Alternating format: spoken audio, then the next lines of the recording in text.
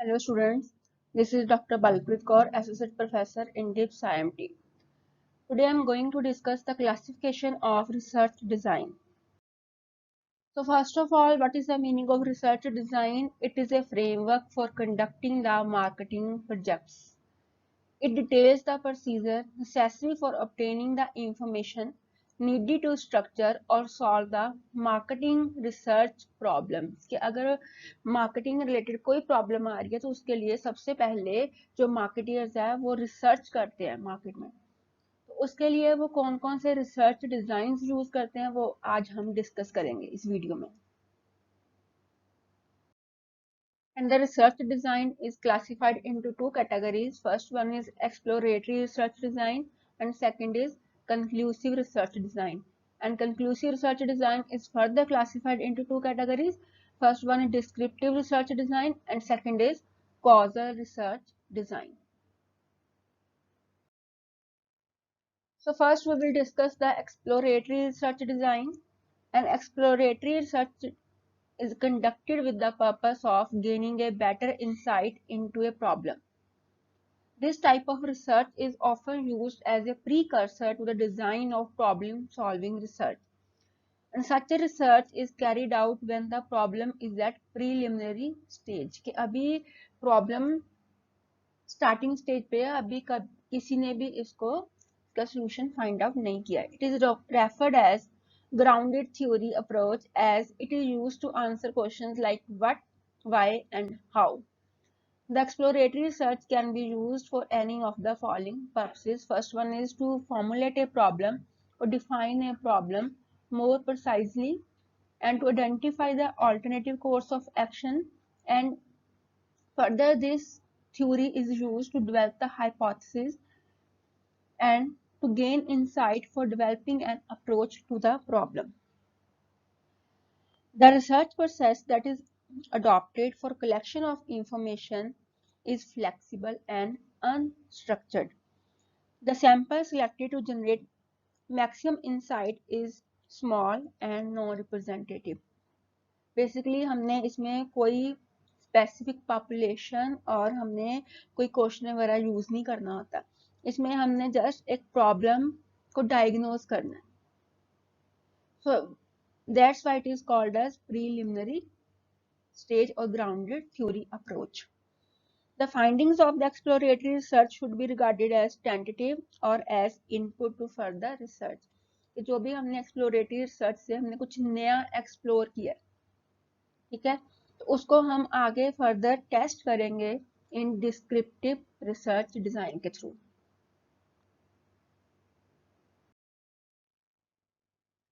So there are two ways in which research can be conducted. One is primary and second is secondary. So primary source means जब आप खुद अपनी purpose के accordingly data collect करते हैं, means researcher खुद data collect करता है for his purpose. In case of secondary, like we have various secondary sources of data like government reports, right, census records and other. Means कि data किसी और ने already collect किया हुआ है, आप अपने पर्पस को सॉल्व करने के लिए, अपनी प्रॉब्लम का सोल्यूशन फाइंड आउट करने के लिए आप जो डेटा ऑलरेडी कलेक्ट किया है किसी ने, ठीक है, आप उसको यूज करते हो. Under these two types, there are multiple methods which can be used by the researcher. So one is expert surveys. In case of expert surveys, the interviews are conducted with the industry experts, professionals. The main purpose is to gain insight into the problem. कि आपने अपनी problem का solution निकालना है, तो उसके लिए आप जो experts हैं उनको consult कर रहे हो, right? The next is qualitative research procedure. It is further classified into two categories. First one is direct, which is also known as non-disguised, and the second is indirect, which is also known as disguised approach. So what is the basic difference between direct and indirect, or we can say disguised and non-disguised and disguised approach? In case of direct, means non-disguised, the purpose of the project and the purpose of the research is disclosed to the respondents, कि आपका जो purpose है research का, आप वो purpose अपने respondent के साथ शेयर करोगे। Clear? Next is indirect approach और डिसगाइज। डिसगाइज मीन्स आपने वो चीज छुपा के रखनी है। So here the purpose of the research is not disclosed to the respondents. The next direct approach is further classified into two parts. First one is focus group. अगर हम group की बात करते हैं तो सिंपली नाम से क्लियर होता है कि ग्रुप होएगा कुछ पर्सन्स का जिसके ऊपर जो हमारा रिसर्चर है वो फोकस करता है। क्लियर? तो फोकस ग्रुप है, इट इंक्लूड्स 8 to 12 मेंबर्स और focus group should be homogeneous, मतलब जो भी इनके मेंबर्स होंगे वो उनका demographic profile and socio economic जो उनके फीचर्स हैं वो सभी के सिमिलर होने चाहिए। और जो एटमॉस्फेयर होएगा जहाँ पे इनको ऑब्जर्व और इनसे क्वेश्चनिंग की जाएगी वो एक रिलैक्स्ड और इनफॉर्मल एटमॉस्फेयर होएगा। रिकॉर्डिंग की जाएगी इनकी recording, and the time duration for the meeting is 1 to 3 hours. Next is depth interviews.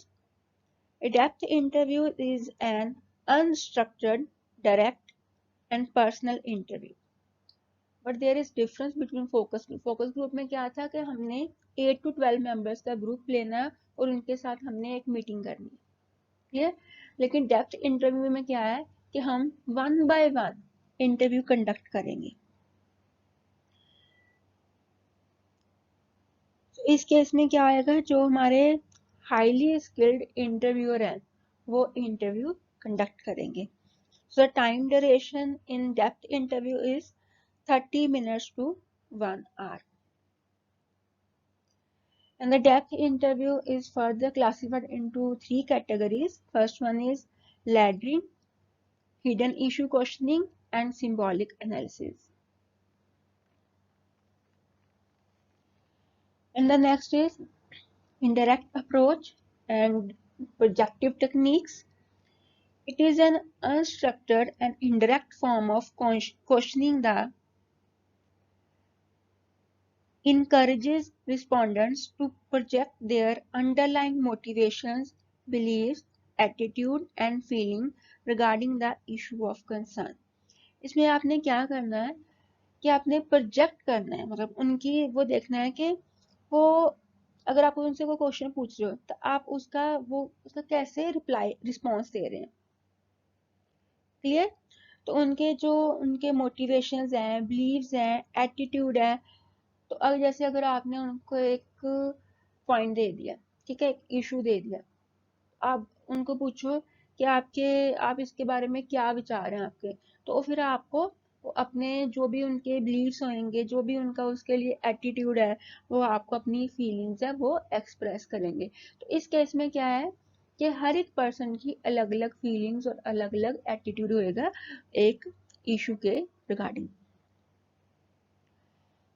So the projective techniques are further classified into association technique. अब association technique क्या है? An individual is presented with a stimulus and asked to respond with the first thing that comes to the mind. इसमें हम basically word association technique use करते हैं। Word association क्या है कि आपको नंबर ऑफ वर्ड्स दिए जाएंगे, राइट? तो आपने देखना है कि आप जैसे आप अब न्यूज़पेपर्स में आता है गेम्स खेलते हो, तो क्या है कि आपको कुछ नंबर ऑफ वर्ड्स दिए जाएंगे, ठीक है? आपको सबसे पहले माइंड में कौन सी आपको वर्ड दिखाई देता है उसमें से, ठीक है? लाइक अगर सपोज करो कि वहां पे नंबर ऑफ वर्ड्स दिए हैं तो आपको फटाफट एकदम से नजर आया कि कार बन रहा है, CAR, ठीक है? तो आपने तो ऐसे जो डिफरेंट डिफरेंट रिस्पोंडेंट्स है वो अब जो उनको सबसे पहले जो अल्फाबेट्स दिए उनको सबसे पहले वर्ड नजर आएगा तो उसका वो रिप्लाई देंगे।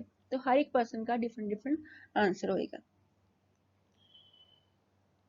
The next is completion technique. इसमें फिर वैसे the respondent is asked to complete an incomplete stimulus or situation. For example, when I think of shopping in a departmental store, so you have to complete the sentence. Means the respondent अपने जो उनके feelings होंगी, जो attitude है departmental store में shopping के regarding, तो वो अपनी अपनी फीलिंग्स है वो एक्सप्रेस करते हैं। इसलिए उनको पता नहीं है कि हम उसमें से कुछ आइडेंटिफाई करेंगे, वो नॉर्मल मूड में अपना आंसर दे रहे हैं। लेकिन जो रिसर्चर है उसका पर्पस कुछ हो रहा है, उसने प्रॉब्लम को यहाँ पे डायग्नोज करना है। और प्रोजेक्टिव टेक्निक्स में थर्ड है construction techniques. In this technique the respondent is required to construct a response in form of a story, dialogue और डिस्क्रिप्शन। जैसे उनको एक पिक्चर दिखा दो, वो पिक्चर का रिस्पॉन्स देंगे, ठीक है। कार्टून टेस्ट होते हैं इसमें। The respondents are asked to indicate what one cartoon character might say in response to the comments of another character. ऐसे अपने साथ एक टाइप की गेम्स खेलते हो, लेकिन आप उसमें से कुछ आइडेंटिफाई कर रहे हो अपनी मार्केटिंग रिलेटेड प्रॉब्लम को सॉल्व करने के लिए। सो हमारी प्रोजेक्टिव टेक्निक में नेक्स्ट जो फोर्थ है that is expressive techniques. Respondents are presented with a verbal or visual situation and asked to relate the feelings and attitude of other people to the situation. तो वो आपको एक situation देंगे, ठीक है। तो आपने बताना उनको कि अगर दूसरा कोई पर्सन है उसकी क्या फीलिंग्स है उसके बारे में, ठीक है, सिचुएशन के बारे में क्या एटीट्यूड होएगा। मीन्स बेसिकली वो आपके अंदर को डायग्नोज कर रहे हैं, मतलब आपके आइडेंटिफाई करें कि आपकी फीलिंग्स क्या है, आपका एटीट्यूड क्या है, ठीक है। सो हमने प्रोजेक्टिव टेक्निक्स को 4 पार्ट्स में डिवाइड किया, मैं दोबारा रिपीट कर रही हूँ। एसोसिएशन टेक्निक्स, ठीक है, जिसमें हमने वर्ड एसोसिएशन डिस्कस किया था। उसके बाद था completion technique, construction techniques, next is expressive techniques.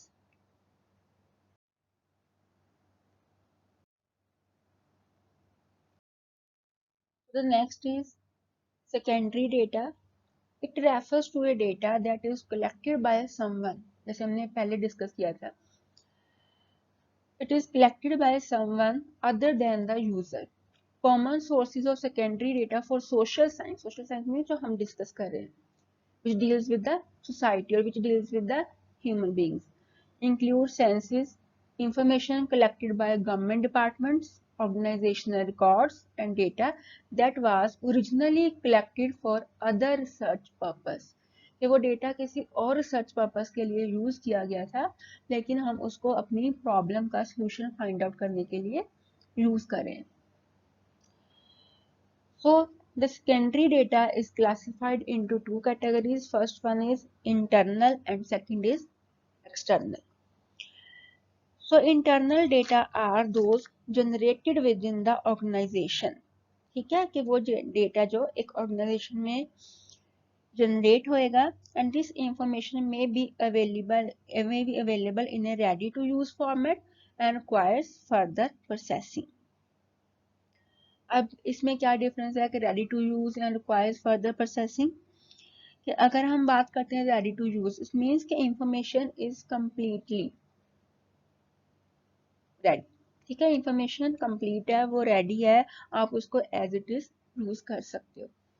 The second is requires further processing, means like हम एग्जांपल लेते हैं कि अगर सेल्स इनवॉइस है, सेल्स इनवॉइस में काफी इंफॉर्मेशन अवेलेबल होती है, लेकिन आपको कौन सी इंफॉर्मेशन चाहिए, हमें उसमें से वो इंफॉर्मेशन एक्सट्रैक्ट करनी पड़ेगी, ठीक है। तो it means requires further processing, आपकी यूज के लिए कौन सी इंफॉर्मेशन है, ठीक है, उसको हम बाहर निकाल देंगे, सेपरेट कर देंगे। Next is external data, means the data that is generated by the sources outside the organization, means external sources, वहां पे डेटा जो कलेक्ट किया गया। That is data may exist in the form of published materials, computerized databases and syndicate services.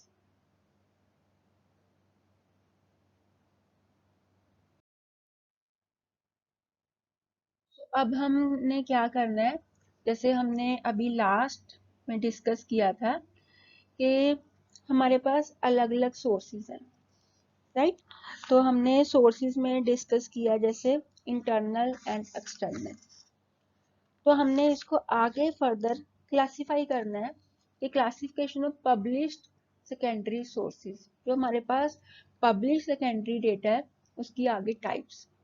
तो first one is general business sources and second is government sources. तो अगर हम general business sources की बात करते हैं तो इसमें हमारे पास आता है गाइड्स। फर्स्ट है गाइड्स। गाइड्स अब क्या है? Guides basically are the directories, trade association and trade publications. For example encyclopedia of business information sources, कि आपको एक जगह पे पूरी इंफॉर्मेशन अवेलेबल है। The second is directories.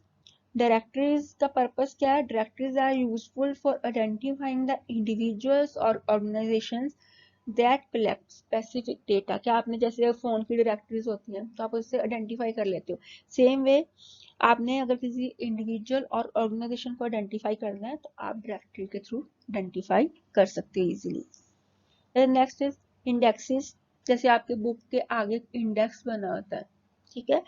It is possible to locate information on a particular topic. जैसे अगर आपने किसी पर्टिकुलर चैप्टर को ढूंढना है उसके अंदर फर्दर टॉपिक, तो आप बुक के आगे जो टेबल ऑफ कंटेंट या फिर इंडेक्स बना होता है आप उसको देखते हो, तो आप इजीली उस पेज नंबर पे पहुंच जाते हो जहाँ पे इंफॉर्मेशन अवेलेबल है जो आपको रिक्वायर्ड थी। सेम वे इंडेक्सेस हमारे रिसर्च के लिए भी यूज हो रहे हैं।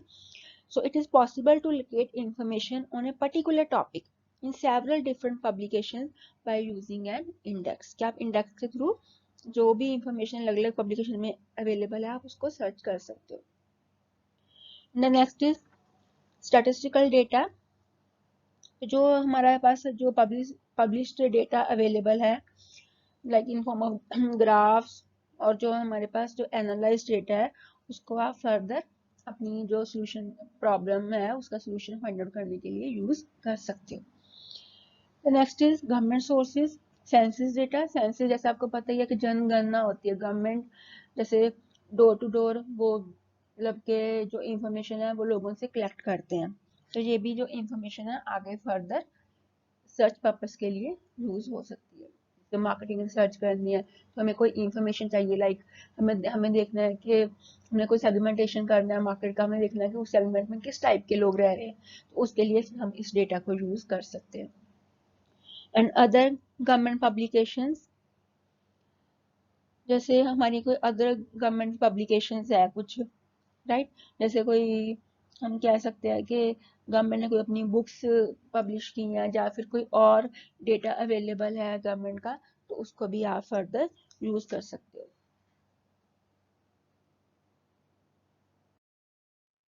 Next is computerised database. इसको हमने 3 कैटेगरीज में डिवाइड किया है। First one is online, second is internet and offline. तो अगर हम ऑनलाइन डेटाबेस की बात करते हैं तो ऑनलाइन डेटाबेस में क्या mean it means it consists of a central data bank which is accessed with a computer via a telecommunication network। तो एक डेटाबेस है, डेटा बैंक है जिसको आप एक्सेस तो कर सकते हो, कैसे, लेकिन कैसे एक्सेस करोगे? With the help of a computer और ए टेलीकम्युनिकेशन नेटवर्क। तो सेकंड हमारे पास है इंटरनेट। इंटरनेट डेटाबेस जैसे आप यूज करते हो, ठीक है, आप क्या करते हो गूगल पे जाकर सर्च करते हो, तो it can be accessed, searched and analysed on the internet. इसको आप डाउनलोड कर लेते हो, डाउनलोड करके आप इसको किसी भी टाइम पे एक्सेस कर सकते हो। Next is offline. Offline means आप अपने जो डेटा है उसको आप सेव कर लेते हो किसी डिस्क पे, ठीक है, सीडी रोम पे, जिसको जब भी चाहो उसको एक्सेस कर लो।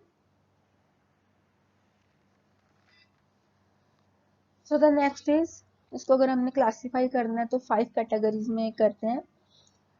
Bibliographic database. जैसे आप देखते हैं बिब्लियोग्राफी क्या होती है, जैसे आपको सिंपल एग्जांपल देती हूँ।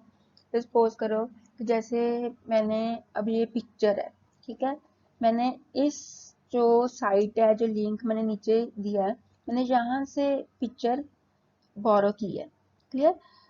तो मैं उसको अपना नाम नहीं दूंगी, ये मेरा काम नहीं है, ये मैंने पिक्चर इस सोर्स से बोरो की है, तो मेरे को नीचे इस जो लिंक है, ठीक है, उसको मैंने नीचे साइट किया है, मैंने जहाँ जहाँ से मटेरियल उठाया मेरे को उसके उस पर्सन का, उस वेबसाइट का मेरे को नीचे लिंक देना पड़ेगा।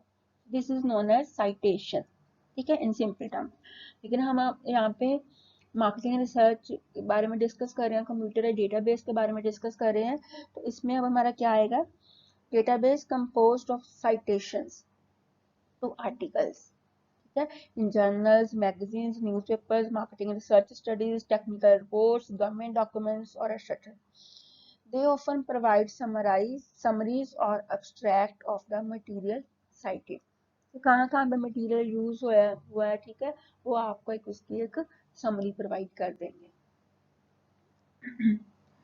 The next is numeric databases basically contain numeric and statistical information that may be important source of secondary data. Next is full text database. It contains the complete text of secondary. Full text means complete text of secondary source or documents. Directory database. Directory database provides information on individuals, organizations and services. क्या आपको इनको categorize कर दिया मैंने? Yeah. The next is special purpose database. Special purpose अगर नाम से clear है तो कोई एक पर्टिकुलर पर्पस के लिए अगर तभी स्पेशल पर्पस बनता है। So database that contain information of a specific nature, for example the data on a specialised और स्पेसिफिक इंडस्ट्री।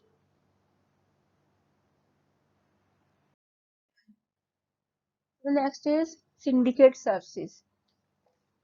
तो सिंडिकेटेड सर्विसेज है क्या, ठीक है, it refer to as syndicate sources are the companies, जो syndicate sources है वो क्या, are the syndicated sources are the companies that collect and sell common pools of data of non-commercial value designed to serve information needs shared by a number of clients। हम अगर simple term में discuss करें तो क्या है, तो suppose मैं एक सिंडिकेट सोर्स हूँ, ठीक है, मैं मार्केट से डेटा कलेक्ट कर रही हूँ, राइट। तो मैंने मार्केट से डेटा कलेक्ट किया है, मेरा कोई पर्पस नहीं था, मैंने जस्ट इंफॉर्मेशन कलेक्ट की जितनी मेरे को लग रहा था कि आगे फर्दर किसी और के लिए यूज हो सकती है। तो मैंने कमर्शियल पर्पस के लिए इंफॉर्मेशन कलेक्ट की है, और आगे आप फर्दर पार्टीज हो, ठीक है, आपको डिफरेंट डिफरेंट आपकी प्रॉब्लम्स है, उसके लिए आपको डेटा चाहिए, तो आप फिर खुद मार्केट में जाके खुद रिसर्च और खुद सर्वे नहीं करोगे, आप मेरे से आके वो डेटा जो परचेज कर लोगे। तो जैसे जैसे आपको वो डेटा चाहिए, ठीक है, जैसे ABCD डिफरेंट डिफरेंट पर्सन जो मेरे को अप्रोच कर रहे हैं, तो उस केस में क्या आएगा, मैं आपको कस्टमाइज्ड फॉर्म में जो डेटा आपको, क्योंकि आपको पूरा डेटा रिक्वायर्ड नहीं है, आपको जो डेटा रिक्वायर्ड है मैं आपको आपकी नीड के अकॉर्डिंगली वो डेटा प्रोवाइड कर दूंगी, ठीक है। तो ये हमारा है commercial source. Syndicated services means commercial, ठीक है, कि जो कलेक्ट करती हैं डेटा और आगे फर्दर सेल करती हैं टू द इंटरेस्टेड पार्टीज। तो इसको हमने कैटेगराइज करना है हाउस होल्ड और कंज्यूमर और इंस्टीट्यूशन।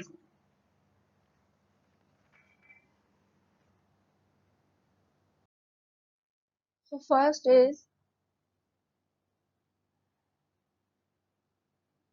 सर्वेस। अगर हम हाउस होल्ड कंज्यूमर की बात करते हैं तो फर्स्ट हमारे पास आता है सर्वे। तो सर्वे क्या है कि सर्वे में क्या करते हैं, हम इंटरव्यू करते हैं with large number of respondents, ठीक है, उसके लिए हमने प्री डिजाइंड क्वेश्चनर रेडी करना है, और वो क्वेश्चनर हम अलग अलग लोगों से जो हमारे रिस्पोंडेंट्स हैं उनसे फिलअप करवाएंगे। तो अगर हम सर्वे को अगर हम क्लासीफाई करते हैं तो इसको हमने 3 पार्ट्स में डिवाइड करना है। First one is psychographic and lifestyle, general and advertising evaluation. तो फर्स्ट हमने अगर डिस्कस करना है साइकोग्राफिक, इसमें क्या है, quantified psychological profiles of individuals, कि हमने जो हमारे इंडिविजुअल्स हैं हमने उनको साइकोलॉजिकल प्रोफाइल के अकॉर्डिंगली अप्रोच करना है, ठीक है, कि उनकी क्या बिहेवियर है, क्या थिंकिंग है, क्या उनका एटीट्यूड है।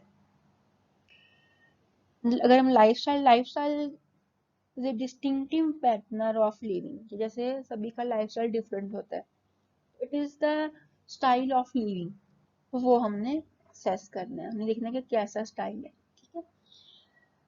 So next is general. General survey का क्या है? These surveys are conducted for a variety of other purposes, including examination of purchase and consumption behavior. कि हमने एक रिस्पोंडेंट का purchase and consumption behaviour check करना, तो उसके लिए हम सर्वे करते हैं.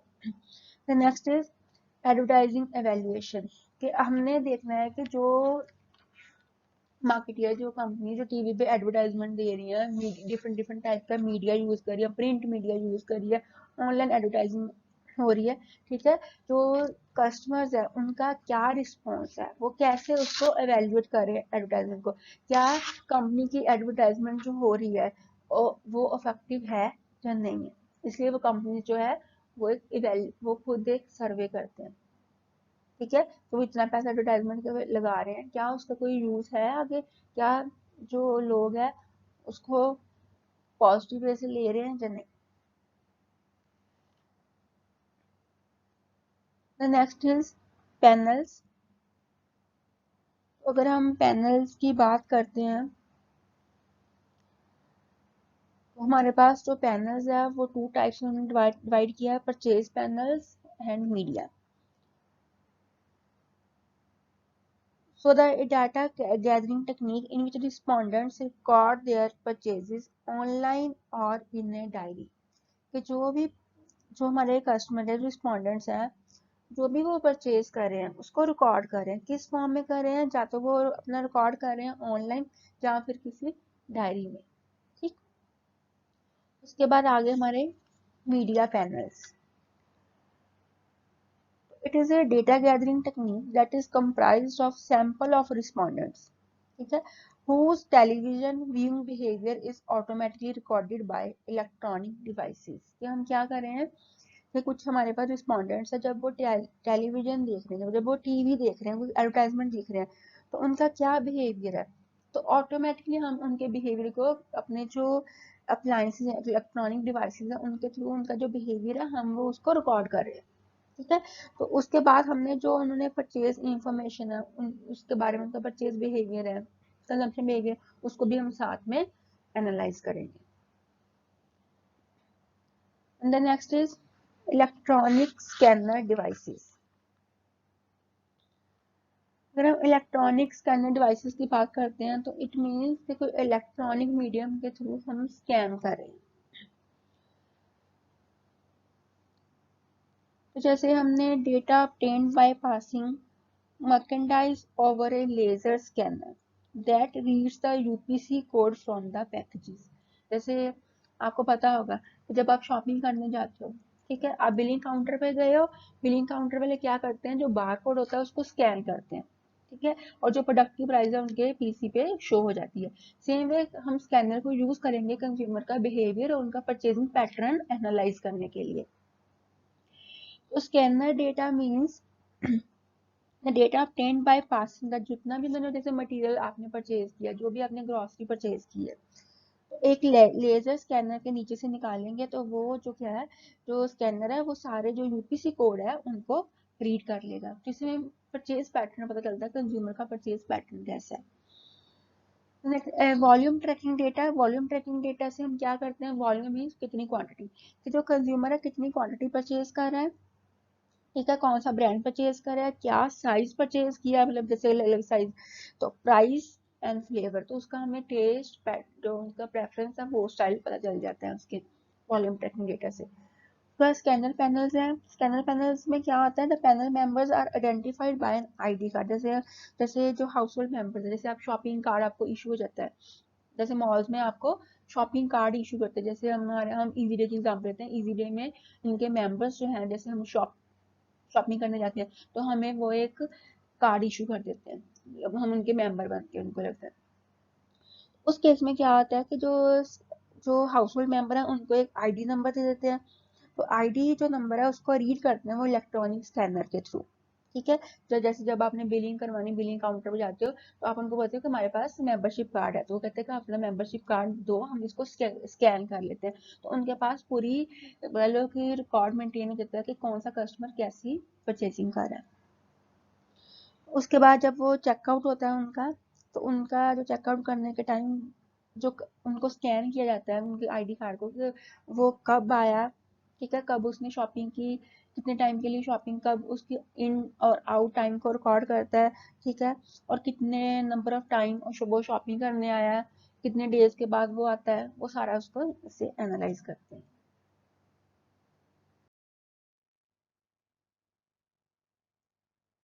The next is syndicate services, और हम इसमें इंस्टीट्यूशंस की बात करते हैं। रिटेलर्स, होलसेलर्स, आगे ऑडिट्स हैं, इंडस्ट्रियल फर्म्स हैं, डायरेक्ट इंक्वायरीज हैं, क्लिपिंग सर्विसेज हैं, कॉर्पोरेट रिपोर्ट्स हैं। अगर हम ऑडिट की जैसे हम देखते हैं कि syndicate data are available for retailers and wholesalers और as well as for the industrial firms.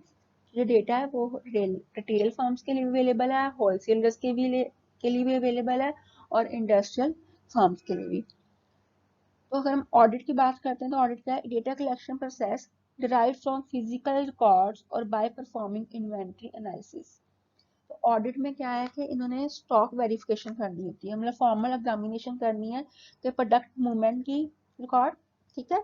तो इसमें हमने क्या करना है? Data are collected personally by the researcher और by the representative of the researcher, and the data are based on the counts usually of physical object other than people. क्या हमने इसमें स्टॉक वेरिफिकेशन करनी है, ठीक है, तो कितनी स्पीड से कौन सी जो गुड्स हैं वो सेल आउट हो रही हैं।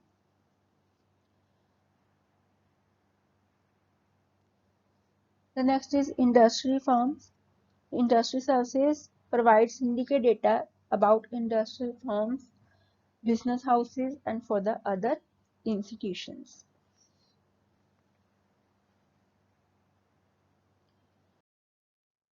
The next is, अभी तक हमने जो भी डिस्कस किया है that is related to exploratory research design, क्योंकि हमने इसमें क्वालिटेटिव मेथड्स को डिस्कस किया है डिटेल में। The next is descriptive research. So the main objective of descriptive research is to describe something, usually the market characteristics or function. मैं आपको simple बताती हूँ इसका, कि जैसे जो हमने एक्सप्लोरेटरी रिसर्च में हमने एक्सप्लोर किया है, ठीक है, लेकिन उसको आगे वेरीफाई करना जरूरी होता है। मीन आप उसको, अगर हमने देखा कि वो कोई थ्योरी हमने बिल्ड किया, हमने उसको टेस्ट करना, थ्योरी टेस्टिंग, तो उसको हम डिस्क्रिप्टिव रिसर्च के थ्रू टेस्ट करेंगे कि जो हमारी माइंड में कुछ है कि इस ऐसा ऐसा हो सकता है, तो हम उसको, हमें टेस्ट एक्चुअल में टेस्ट करना पड़ेगा क्या जो हम सोच रहे हैं वैसा है, ठीक है। तो जो हमने चेक करना है वो हम करेंगे डिस्क्रिप्टिव रिसर्च में, ठीक है। सो it is often tied to exploratory research which finds the relationship। जो हमने एक्सप्लोरेटरी रिसर्च में एक्सप्लोर के थ्रू फाइंड आउट किया, जैसे हमने थ्योरी बिल्डिंग की है कोई, तो उसको हमने क्या करना है, थ्रू हम डिस्क्रिप्टिव रिसर्च उसके आगे फर्दर जो हमारा, जो हम सपोज हम कहते हैं कि दो वेरिएबल्स में रिलेशनशिप है, हाउ वी कैन से, ठीक है, हमें प्रूव करना पड़ेगा, तो हम प्रूव किससे करेंगे? इसके थ्रू हम जो स्टैटिस्टिकल टेक्निक्स है वो अप्लाई करेंगे, क्योंकि पहले हमने क्या किया था, क्वालिटेटिव डेटा था, अब हमने इसको क्वांटिफाई करना है through. It is descriptive research, often foundation for classification, identifying relevant variables, and generating new research questions. तो जो हमारा डिस्क्रिप्टिव रिसर्च है इसमें हम हमारे जो 6 W's आते हैं, कौन कौन से हैं? Who, what, when, where, why and way. And there are two basic approaches to collect data in quantitative study. First one is observation, कि ऑब्जर्व किया जाता है किसी रिस्पोंडेंट के बिहेवियर को, जैसे कोई कंज्यूमर है, कोई वो क्या परचेज कर रहा है, तो उसको आपने उसके बिहेवियर को जज करना है। सर्वे करनी है, आप डेटा कलेक्शन करोगे, आप पर्सनल इंटरव्यू करोगे। अगर आप किसी शॉपिंग मॉल के कुछ आप रिटेलिंग स्टोर के बारे में कुछ अगर सर्वे कर रहे हो, तो आप क्या करोगे, जैसे for example mall intercept interviews करोगे, ठीक है, कि आप किसी आप मॉल मॉल इंटरसेप्ट इंटरव्यूज में किसी मॉल के बाहर जैसे खड़े, मतलब उनसे जो भी कंज्यूमर आ रहा है, जो भी कस्टमर आ रहा है, तो उनसे आप जो मॉल के अंदर उनको कैसे फील हुआ, ठीक है, आप उसके रिगार्डिंग उनसे क्वेश्चन पूछ के उनसे सर्वे कर सकते हो।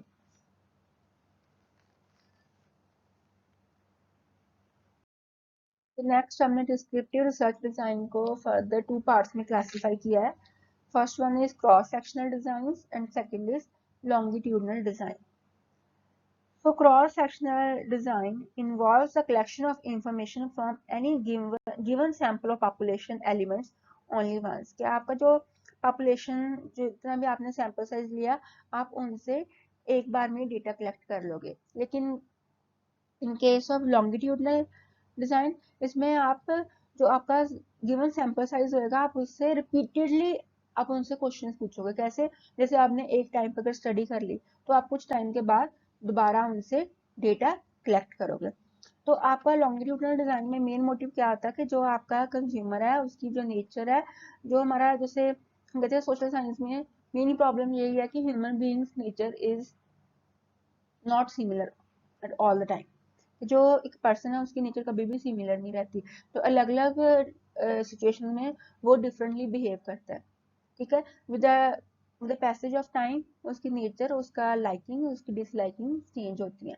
तो सेम वे हमने जो हमारा लॉन्गिट्यूडनल डिजाइन है, it involves a fixed sample of population elements that is measured repeatedly on the same variables. So the samples remain same over the time, thus providing a series of pictures which when viewed together portray a illustration of the situation and the changes that are taking place over time. तो हमने देख लेना कि जो behaviour है उसमें कब और कैसे चेंजेस आ रही है कंज्यूमर के। The next is causal research. This type of research is used to obtain evidence of cause and effect relationship, and it is used for following purposes. First one is to understand which variables are the cause and which variables are the effect. For example, एक company है उसने social media advertising start किया, तो उसका वो effect देख लिया कि सोशल मीडिया एडवर्टाइजिंग, जैसे मैं सोशल मीडिया पे कर रहा हूँ ऐड कि फेसबुक पे ऐड आ रही है, इंस्टाग्राम पे ऐड आ रही है, तो उसका सेल पे क्या इफेक्ट आया? वो सेल इंक्रीज होगी। तो सेल इंक्रीज होने के पीछे कारण क्या था? Social media advertising, right. तो सोशल मीडिया एडवर्टाइजिंग अगर हमारा कारण है तो उसका इफेक्ट क्या हुआ है? Increasing sale, right. तो जैसे हमारी मेडिकल, अगर हम मेडिकल टर्म्स में बात करते हैं तो जो हमारी लेबोरेटरी में मेडिकल टेस्ट होते हैं, सपोज एक पर्सन है उसकी बॉडी में कोई स्वेलिंग आ रही है, कोई उसको कोई प्रॉब्लम है, ठीक, कोई पेन है, तो डॉक्टर उसके पीछे उसका जो कारण है उसको डायग्नोज करते हैं, तो इसकी प्रॉब्लम क्यों आ रही है। सेम वे जो हमारी सोशल साइंस रिसर्च है इसमें भी हम रीजन को फाइंड आउट करते हैं कि अगर हमारी सेल इंक्रीज हो रही है, जब हमने कुछ अगर हमने देखा कंज्यूमर का परचेज बिहेवियर चेक करना, तो हमने देखना कि कौन कौन से फैक्टर्स उसके बिहेवियर को इन्फ्लुएंस कर रहे हैं, कारण क्या है, राइट। तो उसके लिए फिर हम कॉजल रिसर्च करते हैं। जैसे हमारी मेडिकल साइंस में लैब में टेस्ट होते हैं, वैसे ही हम अपने कंज्यूमर के ऊपर, जैसे हमने एक लैब बनाई होती है जिसमें हमने कंज्यूमर का बिहेवियर एनालाइज करना होता है। जैसे हमने सपोज करो कि कोई ऐड दिखाई है, ठीक है, हमने उस टाइम का बिहेवियर और ऐड दिखाने से पहले का बिहेवियर उनका नोट करना है। तो उसके लिए फिर हमारे different different experimental research design है जो हमने आज अभी डिस्कस नहीं करने, वो हम नेक्स्ट वीडियोस में डिस्कस करेंगे। अभी तक हमने आज डिस्कस किए exploratory research design, then descriptive research design, and next is causal research design, right? So hope the lecture is clear to all.